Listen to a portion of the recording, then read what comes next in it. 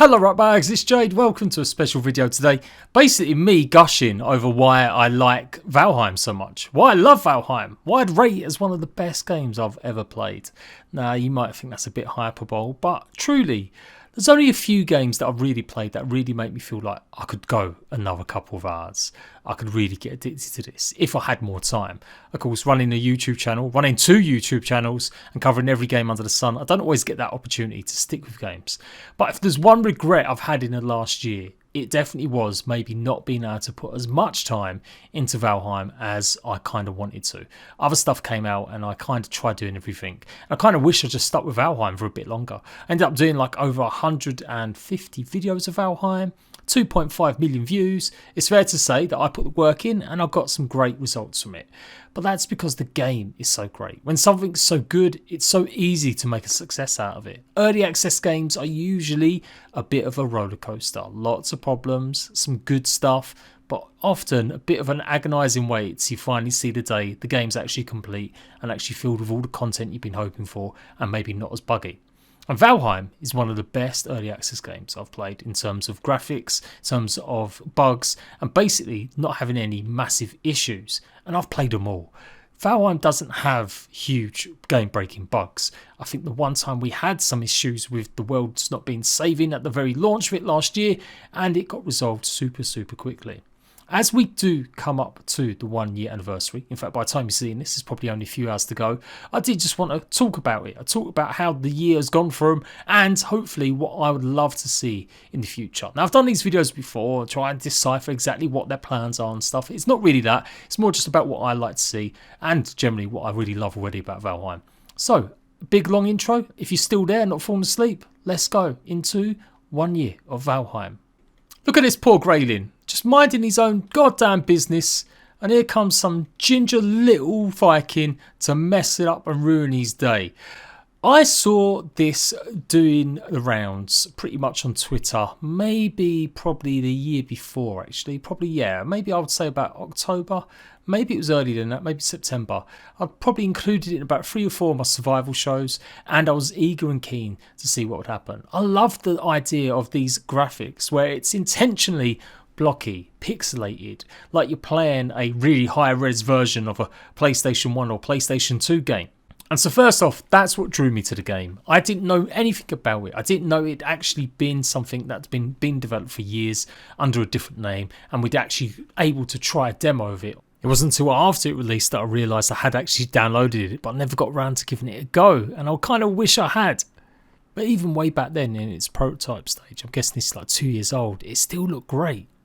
And when Valheim obviously came out, I was lucky enough to slip into the DMs of the community manager and I just about managed to get a key a few days early, so I was lucky enough to get a couple videos out and it was great. It was like playing a exploration-led survival game that doesn't necessarily punish you all the time. Like Valheim, you can die a lot. You can die from like the stupidest of things, just like that, or you can absolutely get wrecked not paying attention by a few boars. But it wasn't like an overly difficult one. Not in the early stages anyway. The pain would come as you progress later into the game when you suddenly go to a hard zone, lose your bag of goodies that you just spent maybe 2 hours gathering and then have to do some mad naked run to try and retrieve your goods. And that's where the difficulty kind of scales, and it does it just about right. You wake up in these beautiful glades with the mist going across the grass, the rolling hills, the trees, and it's just fantastic. And I said it and I've been saying it all along. There is no game that is doing lighting or atmosphere as good as this game right here. Literally, I can't think of a single other game. There are some that maybe just about do some nice things, but a combination of like this particle effects with the mist and the light that shines through, like honestly, I could stand here just playing and looking at this game all day without doing much.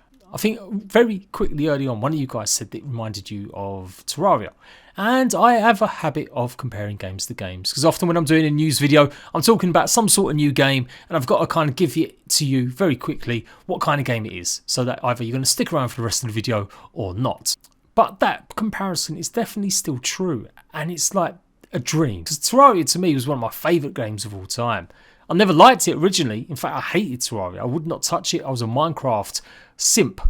But then about 3 years later, I gave it another shout and I absolutely fell in love with it. I fell in love with the difficulty, the crafting, the way you could go out and just spend ages gathering resources before finally eventually making your way home.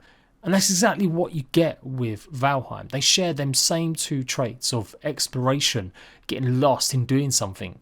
Now in Valheim, you do kind of have to eventually set up camp somewhere else and maybe actually start thinking about a nomadic lifestyle. The game is all about you going from the centre of the map all the way out and exploring as much as possible. I know people love to come back to their mega base they've spent 2,000 hours building, but deep down, Valheim's about exploring. It's about going out. It's about adventuring further and further, proving yourself to, I guess, Odin.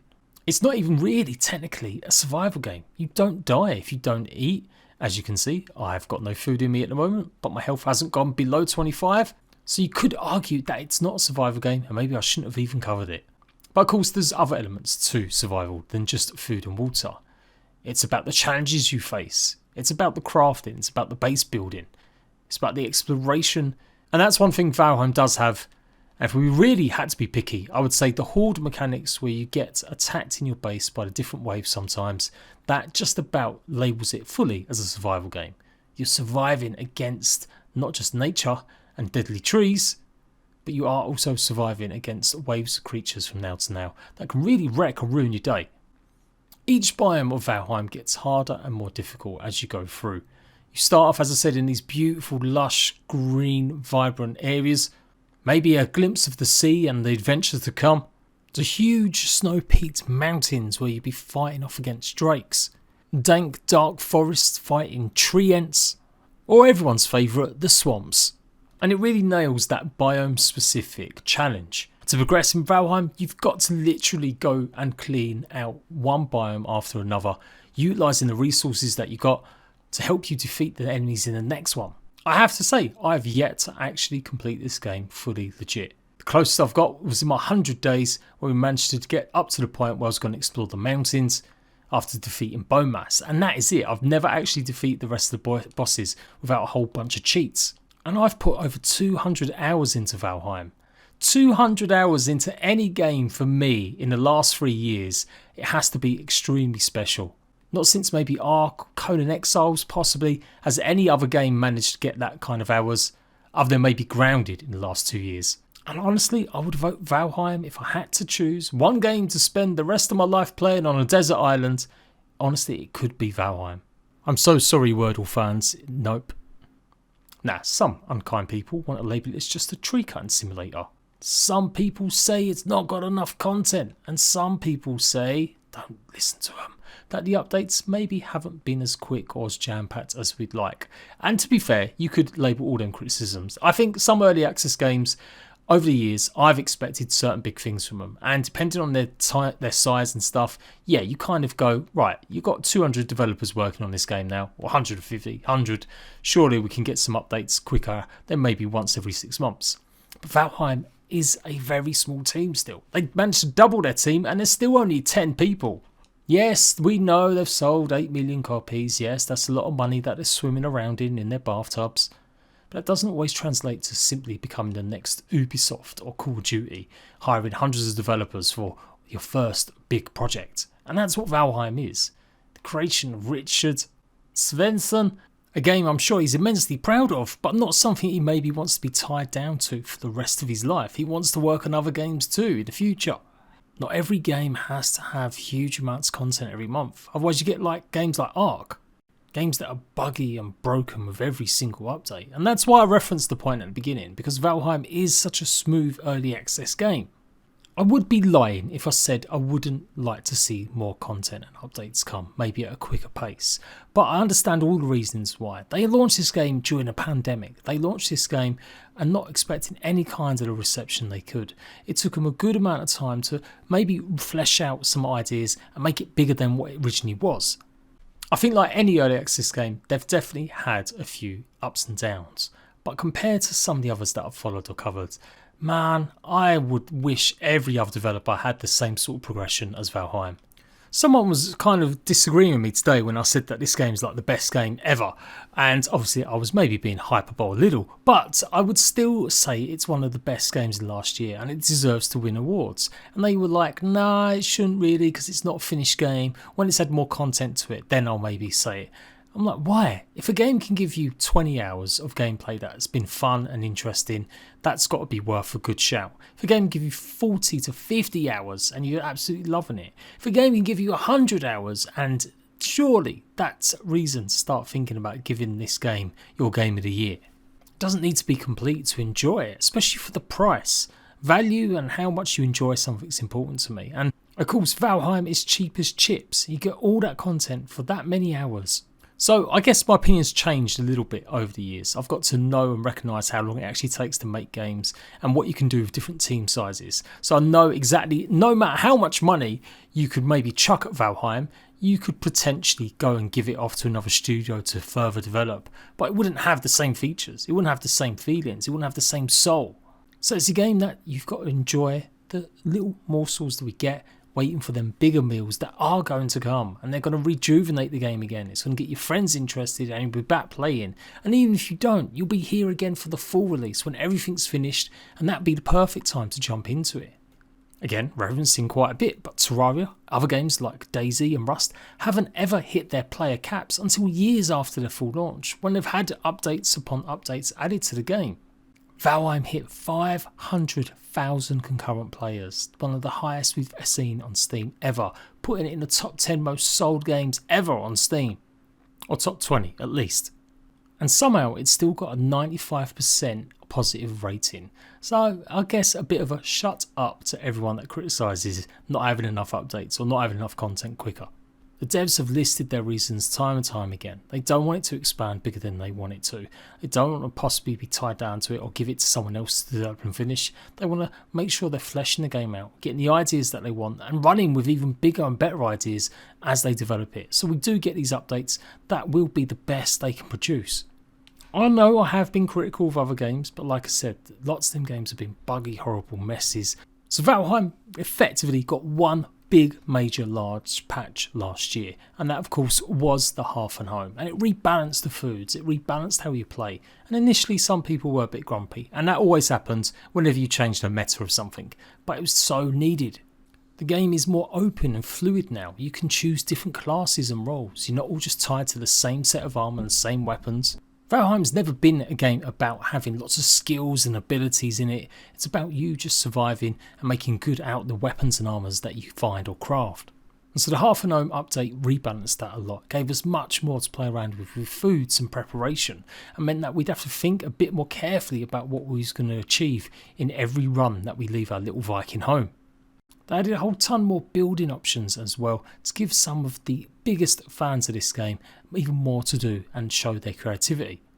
Here I am checking out some builds from a great friend of mine, the Pilgrim Project, who's an amazing builder, and so many talented creators in the Valheim space. And it's one of the things I love about survival games is the freeform building. I've always enjoyed it in Ark and other games too.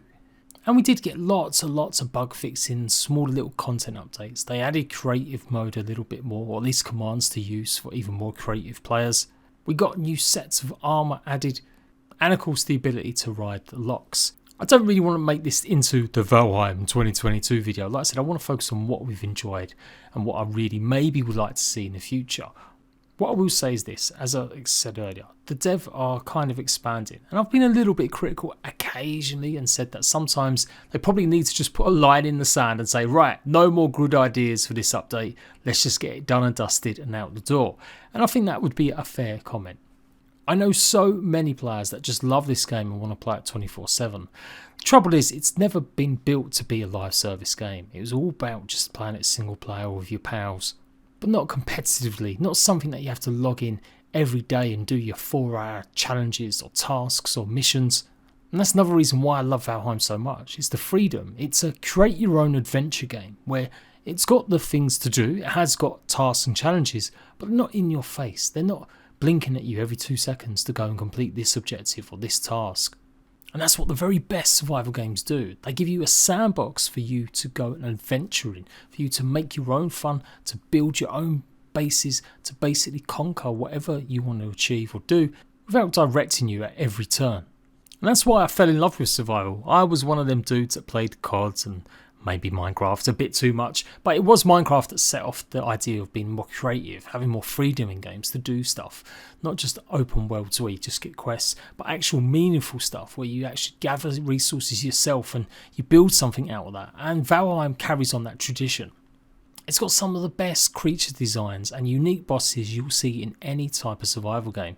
Ark Survival Evolved, I'll give them their credit, they're really cool. I love all the creatures and dinosaurs in that game. But definitely Valheim gives it a run for its money in terms of uniqueness. And very much like Terraria, where bosses are really, really special.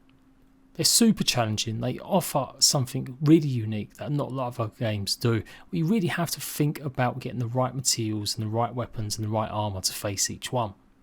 And ultimately, I don't think I really want to say what I want from Valheim. I've kind of given up and just looking forward to what they kind of deliver.